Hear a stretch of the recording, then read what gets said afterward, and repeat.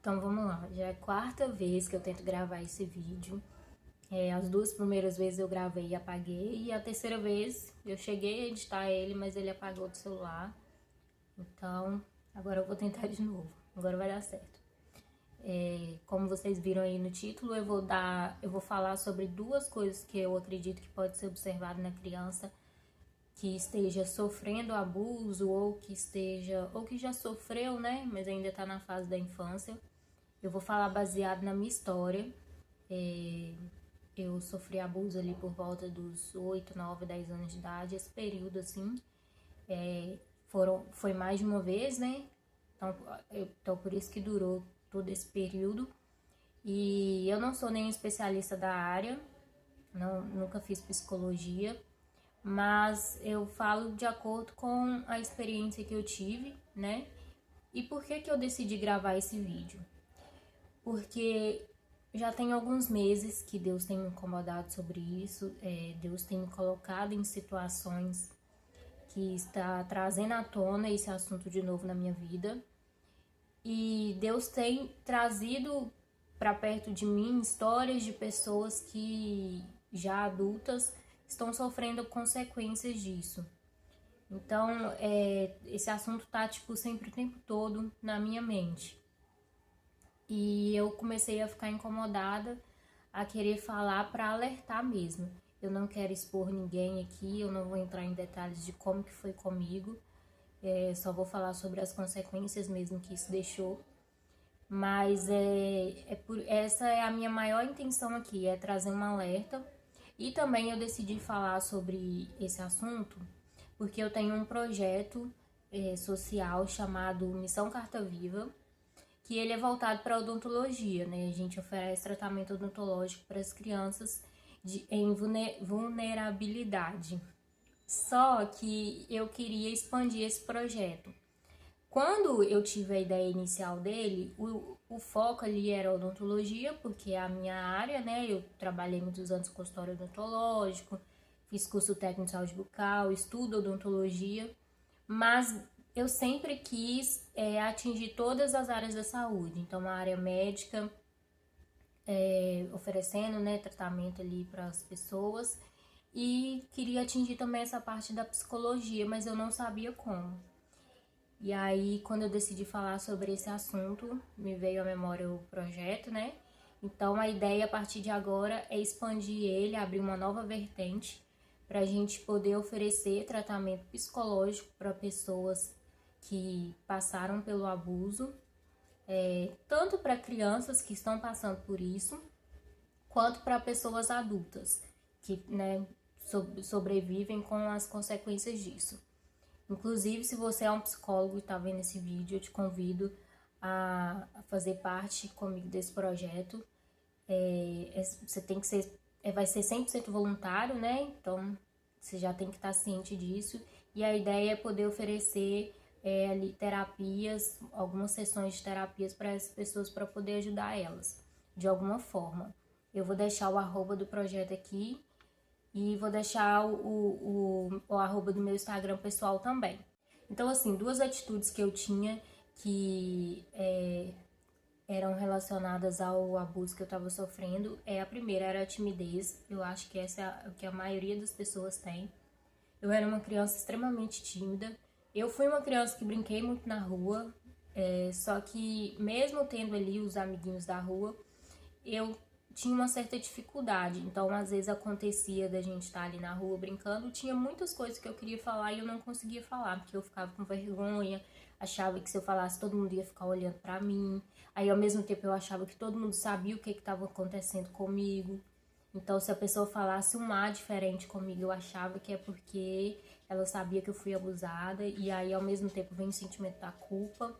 Então, muitas vezes eu tentei me guardar, assim, fui mais reservada, uma criança mais reservada, por causa disso.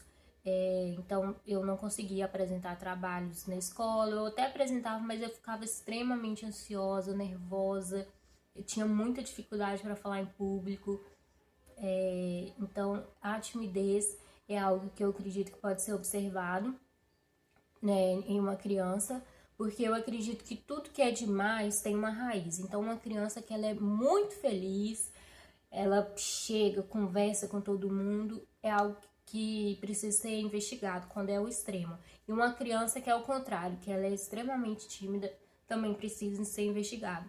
Pode ser que não tenha relação com o abuso, pode ser por outros motivos, mas eu acredito que a gente não pode descartar essa ideia, porque infelizmente todas as crianças estão suscetíveis a ser abusadas. A segunda coisa é o descontrole no sono. A maior parte das vezes que eu fui abusada foi no período noturno. Então isso me trouxe muita dificuldade para dormir. E é uma dificuldade assim, que eu carrego até hoje. Começava a anoitecer, eu tinha um sentimento de tristeza muito grande. E às vezes eu nem demonstrava isso, por muitos anos eu escondi isso. Só que dentro de mim eu começava a ficar mais reflexiva, porque eu tinha aquela sensação de que a noite trazia algo ruim. Então eu começava, dava ali 6 horas, 7 horas da noite, eu vivia a minha vida normal, eu ia para a igreja, participava dos cultos, brincava até na rua de noite, mas sempre com aquele medinho. E aí quando todo mundo entrava para dentro de casa e ia dormir, eu esperava todo mundo dormir e eu ficava acordada, ou deitada na cama, ou eu levantava, ia pra sala, ligava a televisão. Quando eu tava com medo de ligar a televisão, eu ficava simplesmente na sala, na cozinha. Já fui pro banheiro, ficava lá sentada, sem fazer nada, esperando a hora passar. Porque eu tinha essa sensação de que algo de ruim ia acontecer. E no outro dia eu não aguentava nada, né, gente? Porque a pessoa passou a noite inteira acordada. No outro dia eu ia dormir 5, 6 horas da manhã. Então eu sempre tive essa dificuldade de até mesmo acordar cedo, porque em vez de eu estar acordando, eu estava indo dormir. Por causa desse medo que o abuso deixou ali, né? Foi plantado ali na infância. Uma situação que eu lembro que é uma das que me marcou muito foi essa fase. Eu já não era mais criança, já estava ali na fase, tipo, indo pra fase adulta, 17, 18 anos ali, quase fazendo 18 anos. Foi quando a minha irmã saiu de casa, porque ela casou, né, foi morar com o marido dela. Aí quando ela saiu de casa, eu fiquei uma semana dormindo no quarto dela, porque eu senti muita falta da presença dela. E uma das noites que eu fui dormir lá, eu fiquei com muito medo, muito medo. Eu não tenho uma visão aberta no mundo espiritual, mas eu sinto muito as coisas. Então eu senti uma opressão muito grande ali naquele quarto. E eu era uma pessoa que eu tinha muitos pesadelos. Eu vivia tendo paralisia do sono. Em uma dessas noites, dormindo no quarto da minha irmã, eu comecei a chorar. Chorar, porque já há dias que eu não dormia de noite. E esse dia em específico me marcou muito, porque eu, por estar sentindo uma opressão muito grande lá no quarto, eu só queria dormir, gente. Eu não queria mais nada. E eu queria dormir à noite. Não é que eu queria dormir qualquer horário. Não queria dormir durante o dia. Eu queria ter uma vida normal. Eu queria ser uma pessoa que ia acordar cedo, que fluísse na escola, que fluísse no trabalho durante o dia, conseguisse ser produtiva. Pra à noite eu chegar em casa e dormir. E aí nesse dia eu chorei muito, que eu falei, Deus, eu só quero dormir, sabe? Não quero mais nada, você não precisa fazer mais nada pra mim, só me dá um sono de paz, de tranquilidade.